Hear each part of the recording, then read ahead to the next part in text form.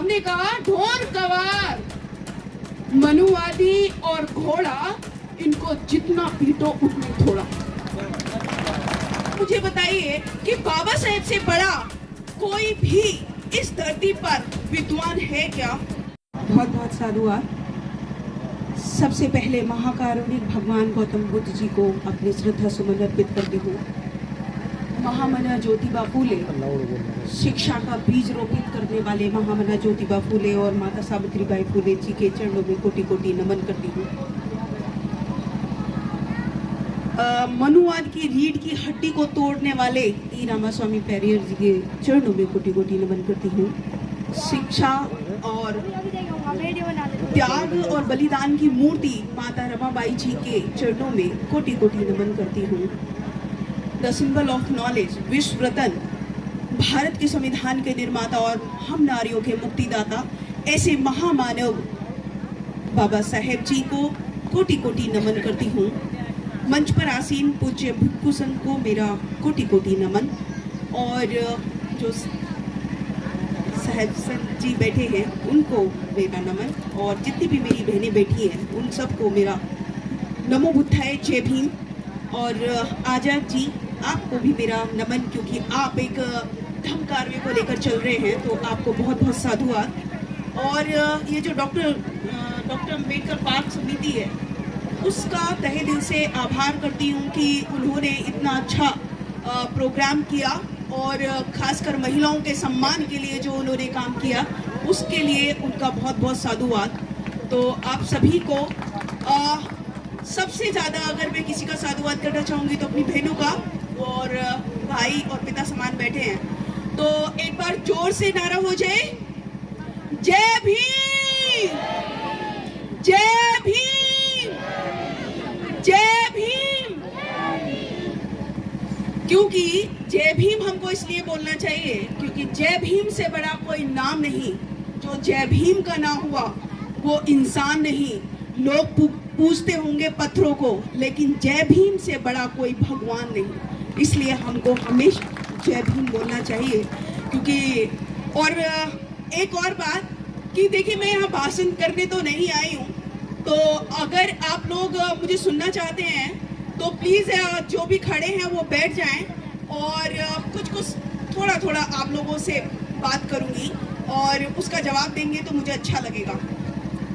सबसे पहले मैं आप लोगों से पूछना चाहती हूँ कि मनु का जो विधान था और आज जो संविधान है, विधान का मतलब होता है जो चला आ रहा है और जो एक ही के संरक्षण में होता है, लेकिन संविधान का मतलब होता है जो सबके लिए समान होता है। इसलिए मनु का जो विधान था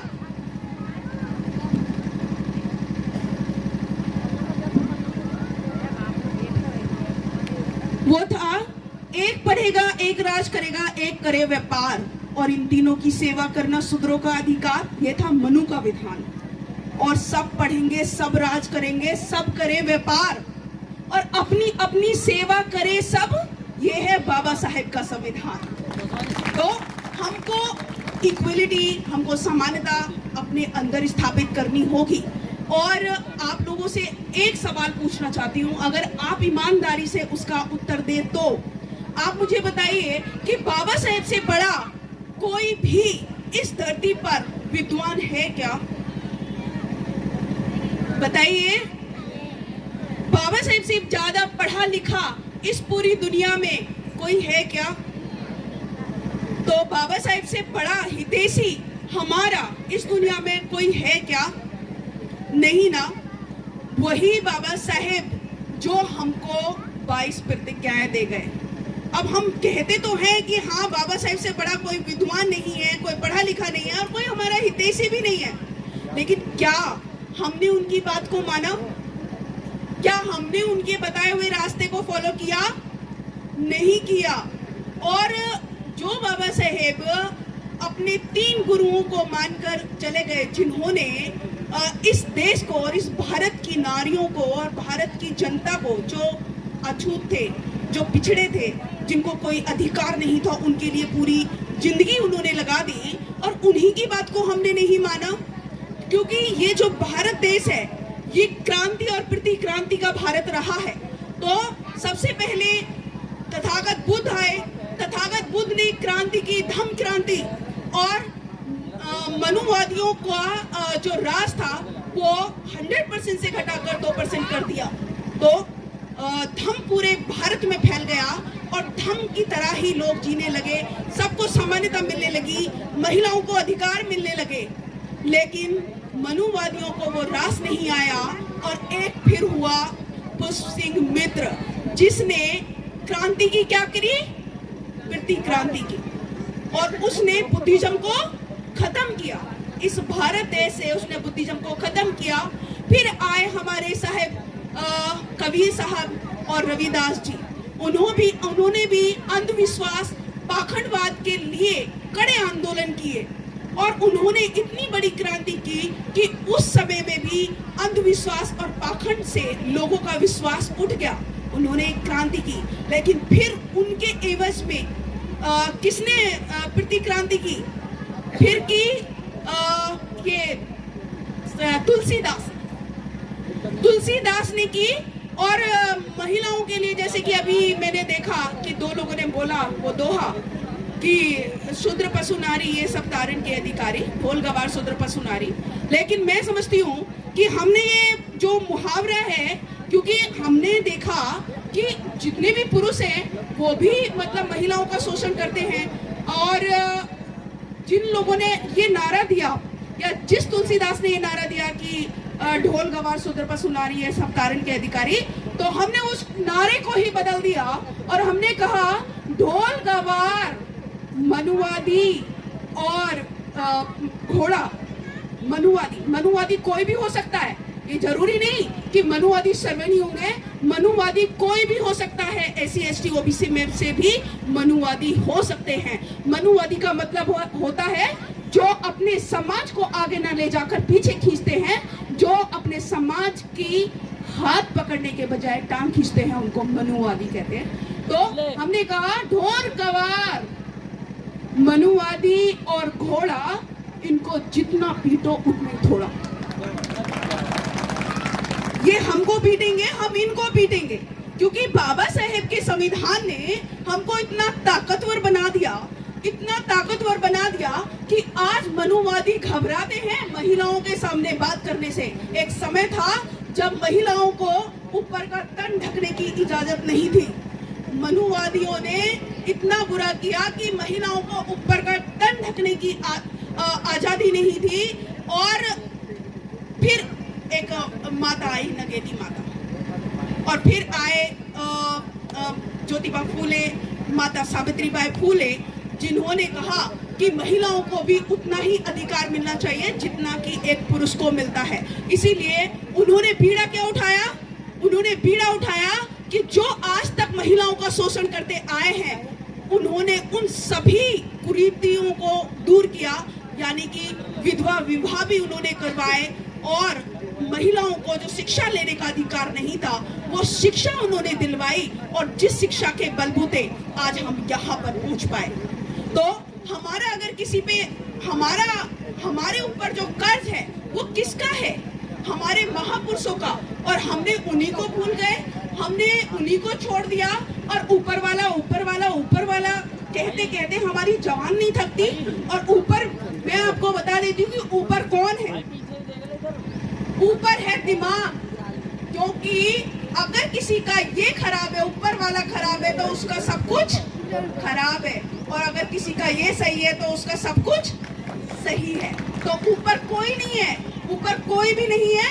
ऊपर अगर कोई है तो वो दिमाग है। लेकिन हमको मनुवादियों ने भ्रमित किया और ऊपर कह दिया कि ऊपर ईश्वर है, और उसी ईश्वर जिसकी हम आज हमारा समाज आज जिसकी पूजा कर रहा है, जिन पत्थरों की मूर्तियों की पूजा कर रहा है, एक भी इंसान अगर यहाँ पर ये बता दे कि उनको उनके भगवान, उनके ईश्वर ने उनकी कृपा से उनको कुछ मिला है, तो मैं उसको 5 करोड़ रुपए तो मैं ही देकर जाऊंगी। मैं कोई भी साबित कर दे कि आज भगवान की कृपा से मुझे ये मिल गया, तो मैं कहती हूँ कि मैं उसको इनाम जरूर दूंगी।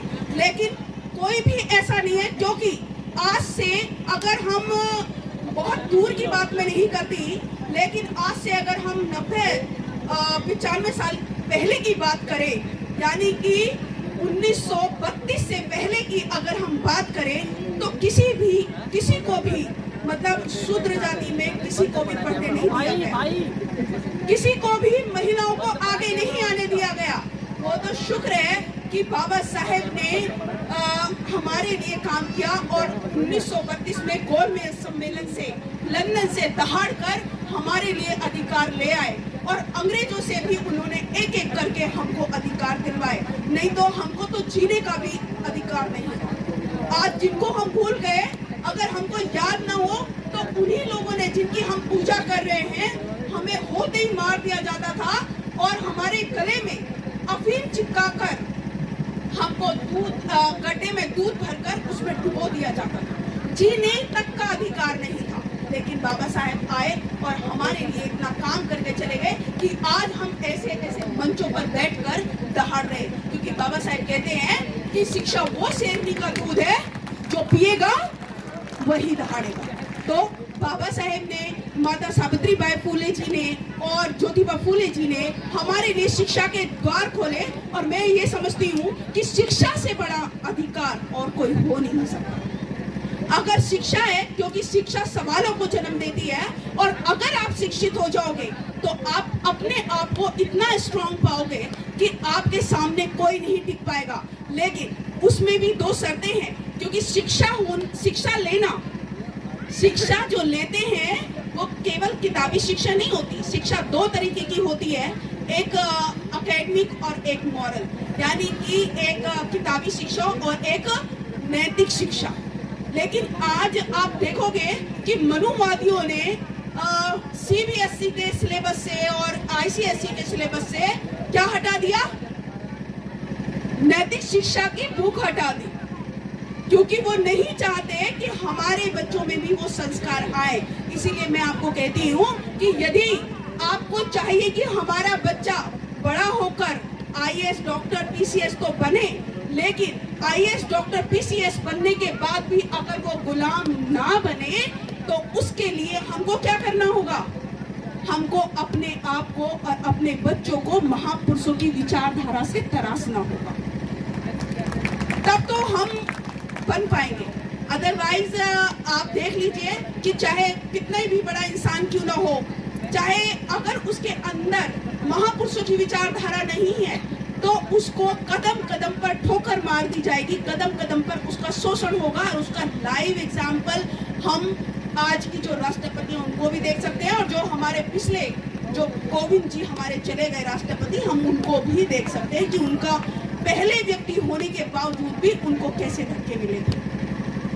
तो हमको समझना पड़ेगा, खासकर महिलाओं से मेरी अपील है, क्योंकि बाबा साहेब कहते हैं कि विचारों को अपनाओ, विचारों में बहुत पावर है। अगर कोई विचारों को नहीं अपना रहा तो कुछ नहीं होने वाला है इस देश का। इसलिए बाबा साहेब कहते हैं कि मेरी जय जयकार करने से आपको कुछ हासिल नहीं होगा, मेरे विचारों पर आप चलोगे तो आपको कुछ हासिल होगा।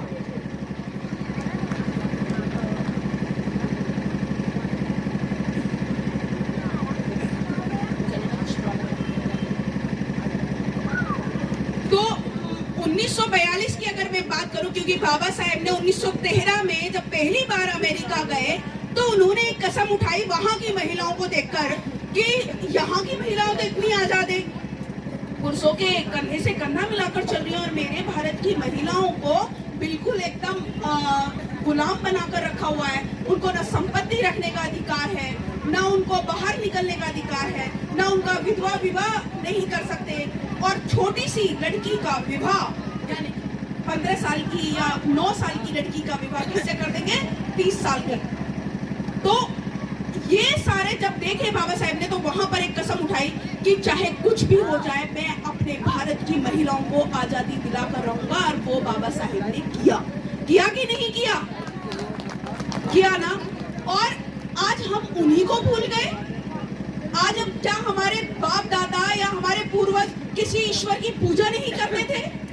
क्या उस भगवान को हम पे तरस नहीं आया, या वो भगवान भी जातिवादी हो गया कि ये शूद्र हैं, ये SC ST OBC हैं, इनको कोई अधिकार नहीं मिलना चाहिए?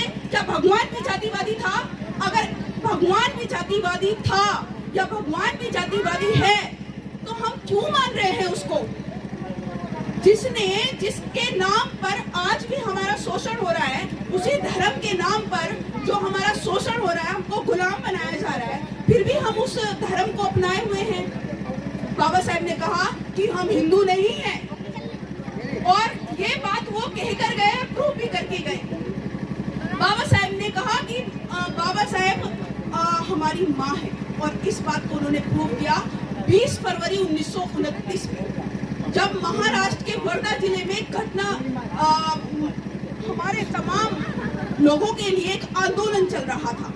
जब आंदोलन चल रहा था तो उसमें हमारे हक अधिकारों की बात हो रही थी, और हक अधिकारों की बात होने के लिए गांधी भी वहां पर जाकर बैठ गया, क्योंकि गांधी भी कहता था कि मैं भी शोषितों का हितैषी हूँ।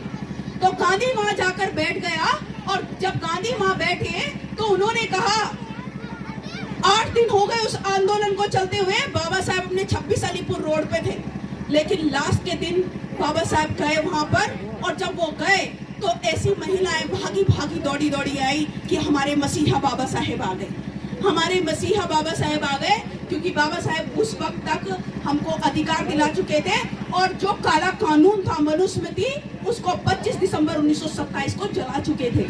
इसलिए बाबा साहेब एक मसीहा के रूप में सामने आए, और सबने उनकी जय जयकार की। तो गांधी को ये बुरा लगा, और गांधी ने कहा कि डॉक्टर अम्बेडकर, मैं भी समाज का हितैषी हूँ, आप भी समाज के हितैषी हो, मैं भी समाज का भला करना चाहता हूँ, आप भी समाज का भला करना चाहते हो, फिर इन लोगों ने आपका स्वागत क्यों किया, मेरा क्यों नहीं किया? मैं तो इनके साथ 8 दिन से बैठा हूँ, मेरा तो इन्होंने जय जयकार नहीं की, आपने क्यों की? तब जानते हैं बाबा साहेब ने क्या कहा? बाबा साहेब ने कहा कि मिस्टर गांधी, आप इनकी दाई माँ हो सकते हो जो झूठा सच्चा प्यार दिखाती है, लेकिन मैं इनकी इस समाज की माँ हूँ। और माँ, आप जानते हो कि माँ गीले में खुश सोएगी, सूखे में बच्चे को सुलाएगी, और माँ को चाहे कितना भी प्रॉब्लम हो, लेकिन अपनी औलाद को वो दिल से अलग नहीं करती। इसीलिए बाबा साहेब ने कहा था कि मैं इस समाज की माँ हूँ। अब ये सुनकर गांधी जी तिलमिला गए, और उन्होंने कहा कि डॉक्टर अम्बेडकर, आप मुझे समझाओगे? जितनी आपकी उम्र है उतने दिन तो मुझे राजनीति करते हुए हो गए, आप मुझे समझाओगे? तब जानते हैं हमारे मसीहा बाबा साहब ने क्या कहा? मिस्टर गांधी, मुझसे एज की नहीं, एजुकेशन की बात कीजिए, क्योंकि एज की जो बात करते हैं वो मूर्ख लोग करते हैं। इसलिए बाबा साहब ने कहा। लेकिन हमने क्या किया? हमने तो उनकी बात को नहीं माना। बाबा साहब रोते चले गए। उन्होंने कितनी बार रोए, बहुत बार रोए वो। लेकिन एक दिन था जब वो हंसे, जब वो खुश थे, और वो जानते हैं कौन सा दिन था? वो था 25 जनवरी 1950। 25 जनवरी 1950 को बाबा साहब बड़े खुश थे, और जब वो वापस आए और आकर अपने कमरे में 26 अलीपुर रोड पे वो वायलिन बजा रहे थे, बड़े खुश थे। लेकिन उनके साथ जो उनके वो थे नौकर चाकर, वो सब उनको चुपके से देख रहे थे कि आज तक बाबा साहब दुखी होते रहे, रोते रहे, लेकिन आज ऐसा क्या हो गया कि बाबा साहब इतने खुश हैं? तो नानक चंद्रत्तू भी उनको देख रहे थे, और जब नानक चंद्रत्तू उनके पास गए, आधे घंटे उनको रुका नहीं गया, और आधे घंटे में जब बाबा साहब के पास पहुंचे, आप आज तक इतने दुखी थे, सब कुछ आपने किया, लेकिन फिर भी आप दुखी हैं, आज ऐसा क्या हो गया कि आज आप इतने खुश हैं? तो बाबा साहब ने कहा कि नानक, कल से मेरा बनाया हुआ संविधान लागू हो जाएगा। और फिर नानक ने कहा कि आप ये तो कह रहे हो कि कल से आपका बनाया हुआ संविधान लागू हो जाएगा, लेकिन इसमें हमारे समाज का क्या भला है? इसमें हमारे समाज को क्या मिल जाएगा? तो बाबा साहब ने कहा कि मैं एक बात कह रहा हूं कि नानक, कल से इस देश में जितनी व्यवस्थाएं चल रही हैं वो सब जीरो हो जाएंगी, और अब कोई भी राजा रानी के पेट से जन्म नहीं लेगा। अब हर कोई राजा बन सकता है, ये बाबा साहब ने कहा। और बाबा साहब इसीलिए खुश थे क्योंकि वो जो सारी रजवाड़े थे, जो राजाएं थे, वो जो सब था, वो क्या हो गया था?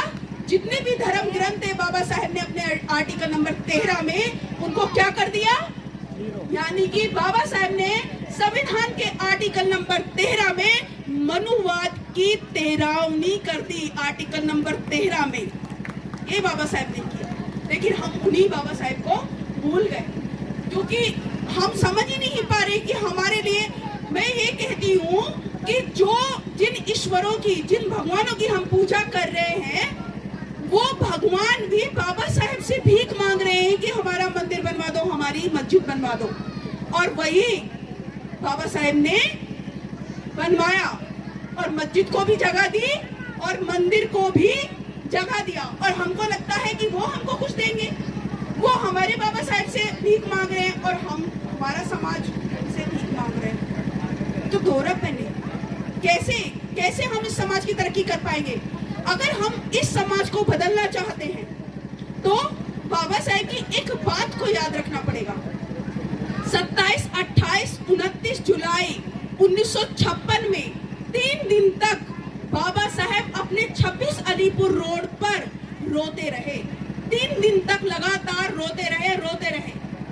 तो बाबा साहेब से नारद चंद्र रत्तू ने पूछा कि बाबा साहेब, आपने सब कुछ तो दे दिया इस समाज को, हिंदू कोड बिल भी दे दिया, इस समाज को संविधान भी दे दिया, महिलाओं को हक अधिकार भी दे दिए, हमारे लोग जो है IAS भी बनने लगे, टीचर बनने लगे, सब कुछ तो दे दिया, फिर आप रो क्यों रहे हो? तो बाबा साहेब ने कहा कि नानक, मेरी तबीयत ठीक नहीं रहती और ये जो मेरे द्वारा दिलाए हुए अधिकार है, इनका फायदा केवल और केवल शहर के लोग उठा रहे हैं। और वही शहर के लोग जो अपने घर में इन्वॉल्व होकर रह गए, जिन्होंने समाज को भुला दिया। ये बाबा साहेब इस गम में रो रहे थे कि मेरा समाज जो है, जिस उम्मीद से मैंने ये सब कार्य को आगे लेकर आया, मेरा समाज उस पर खरा नहीं उतरा। तो मैंने जब ये बात पढ़ी, क्योंकि last 2 year of doctor Ambedkar right में नानक चंद्र रत्तू लिखते हैं, जब मैंने ये बात पढ़ी तो मुझे समझ में आया और मैंने अपने आप से वादा किया कि बाबा साहेब, आपका सपना मुझे नहीं पता कि मैं कितना पूरा करूंगी, लेकिन मेरी आखिरी सांस तक मैं जन जन तक आपके मिशन मूवमेंट को, आपके विचारों को पहुंचा कर रही हूँ। और वही मैं कर रही हूँ, क्योंकि मुझे लगता है कि आज बहुत सारे लोग हैं, मैं मानती हूँ कि आज सोशल मीडिया का जमाना है, लेकिन आज भी मेरी बहनें इतनी अंधविश्वास में हैं, इतनी पाखंड में हैं, इतनी अनपढ़ हैं कि उनको फेसबुक, इंस्टा और व्हाट्सएप चलाना नहीं आता। फिर उनको कैसे समझाऊं? उनको तो मैं वहीं जाकर समझा पाऊंगी ना। एक किताब मैंने और पढ़ी बाबा साहेब की, और उसमें लिखा था, बाबा साहेब की किताब थी डॉक्टर अम्बेडकर एक संघर्ष, और उसमें लिखा था कि मैं अपना अनुयायी उसी को मानूंगा जो अपने पूरे जीवन में 4 लोगों को जागरूक करे। बाबा साहेब ने कहा ये कि मैं अपना अनुयायी सिर्फ उसी को मानूंगा जो 4 लोगों को जागरूक करे। तब भी मैंने एक कसम उठाई कि बाबा साहेब, आपने मुझे 4 लोगों का टारगेट दिया है, मैं इसमें 0 लगाने का काम करूंगी, चाहे वो 40 हो, 400 हो, 4000 हो, 4 लाख भी हो सकते। तो हमको खुद से, अभी हमारा समाज कर क्या रहा है, सामने वाले पर उंगली उठा रहा है, वो ठीक नहीं कर रहा, वो सही नहीं कर रहा, वो ऐसा कर रहा है, वो ऐसा कर रहा है। कभी खुद के अंदर झांक कर देखा है कि मैं क्या कर रहा हूँ, जब मैं क्या कर रही हूँ? जिस दिन हम अपनी गलतियों को स्वीकार कर लेंगे, जिस दिन हम अपने आप से सॉरी बोलेंगे, और जिस दिन हम अपने आप को पहचान लेंगे, उस दिन इस समाज का कुछ हो पाएगा। अदरवाइज दूसरों की बुराई करते रहिए, कुछ हासिल नहीं होने वाला। क्योंकि कार्ल मार्क्स के पीछे सिर्फ 14 लोग थे। हेड गवार की कोई मूर्ति नहीं बनी। जो संगठन RSS चल रहा है, उनके विचारों से ये परिवर्तन हुआ और उनके विचारों ने हमारे समाज को गुलाम बनाया। लेकिन बाबा साहेब की हम मूर्ति बनाते हैं, बस मूर्तियों तक सीमित है। बाबा साहेब की पूजा करते हैं, कभी उनके बताए हुए रास्ते पर हमने चलने की कोशिश की नहीं की। इसीलिए आज हमारे समाज के साथ, हमारे बच्चों के साथ इतना बड़ा शोषण हो रहा है कि उनको एजुकेशन में ना स्कॉलरशिप मिल रही है, लोगों की नौकरी नहीं मिल रही है, डिमोशन कर दिए गए। ये सिर्फ इसीलिए क्योंकि हमने अपने महापुरुषों की बात को नहीं माना। इसीलिए तो एक महिलाओं के लिए, क्योंकि महिला बहुत सारी बैठी है, आप लोगों को एक छोटी सी बात बताकर जाना चाहती हूँ कि 5 बातों को याद रख लीजिए। 5 बातों को मेरी याद रख लीजिए। पहली बात, शिक्षा। अपने बच्चों की शिक्षा पर ध्यान दीजिए, क्योंकि अगर शिक्षा होगी उनके पास तो वो सब कुछ हासिल कर सकता है। ना केवल अपने परिवार का भला कर सकता है, बल्कि अपने समाज का भी भला कर सकता है। दूसरी बात, संस्कार। क्योंकि हम जैसे संस्कार अपनाएंगे, हमारे बच्चे ठीक वैसा ही संस्कार अपनाएंगे। यदि आप चाहते हो कि आपके बच्चे आपको भगवान माने, तो पत्थरों की मूर्ति को भगवान मानना बंद कर दीजिए, क्योंकि आप उनकी सबसे बड़ी भगवान है। आपसे बड़ा कोई भगवान नहीं है उनके लिए। तो अपने बच्चों को सही संस्कार दीजिए, और सही संस्कार कब आएंगे? जब आप इस तरह के प्रोग्राम में आएंगे, जब आप इस तरह की सभाओं में बैठेंगे, जब आपको महापुरुषों का ज्ञान होगा, तब आप अपने आप को भी और अपने बच्चों को सही संस्कार दे पाएंगे। तीसरा है संगति। संगति, अभी शिक्षा भी हो गई, अभी संस्कार भी हो गए, लेकिन अगर हमने उनकी बच्चों की, क्योंकि बच्चों का दिमाग जो है ना कच्ची मिट्टी की तरह होता है, हम जैसा उनको बनाएंगे वो वैसा ही बनेंगे। तो संगति पर ध्यान दीजिए कि कहीं मेरा बच्चा गलत संगति में तो नहीं है, कहीं मेरा बच्चा ज्यादा खेल तो नहीं रहा, कहीं मेरा बच्चा ज्यादा बुरे लोगों में तो नहीं बैठा, जुए शराब में तो लोगों की संगति में तो नहीं है। तब हम कुछ कर पाएंगे। और चौथा है अपनी पहचान। अपनी पहचान बनाओ। अभी तक हम दूसरों की पहचान पर जीते आ रहे हैं, लेकिन हमको खुद को अपनी पहचान बनानी पड़ेगी, और उस पहचान के लिए खुद ही संघर्ष करना पड़ता है। सपोर्ट आपको मिलेंगे, जैसे कि आज अगर मैं कहूं कि मुझे सपोर्ट तो मेरे पति का बहुत मिला है, जो रिचपाल सिंह बौद्ध है, उन्होंने मुझे आगे बढ़ाया, उन्होंने मुझे आगे लेकर आए, क्योंकि वो एक चीज में बिलीव करते हैं कि मैं किसी भी समाज की तरक्की, बाबा साहब कहते हैं कि मैं किसी भी समाज की तरक्की महिलाओं की तरक्की से मापता हूँ, इसीलिए वो मुझे आगे बढ़ाने का काम करते हैं। और आज आपको बताते हुए मुझे ये गर्व हो रहा है, मेरे पति को भी होता है कि जब मैं बाहर निकलती हूँ तो मुझे देखकर कोई ये नहीं कहता कि ये रिचपाल सिंह की वाइफ जा रही है, लेकिन मेरे पति को देखकर सब ये बोल देते हैं कि ये शकुन बौद्ध के पति हैं।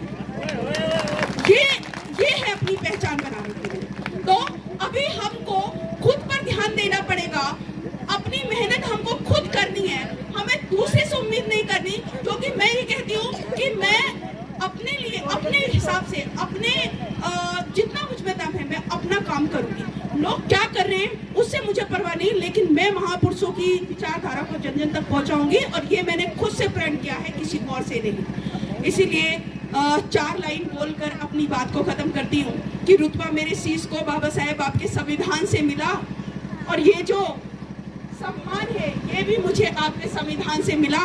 लोग कहते होंगे कि उनको मुकद्दर से मिला है, लेकिन मैं तो कहती हूँ मुझे मुकद्दर भी बाबा साहेब के संविधान से मिला। इसी के साथ अपनी वाणी को विराम करती हूँ। एक बार फिर से जोरदार, क्योंकि पर्ची मेरे पास आ चुकी है, तो एक बार फिर से जोर से जय भीम, जय भीम, जय भीम, जय भीम।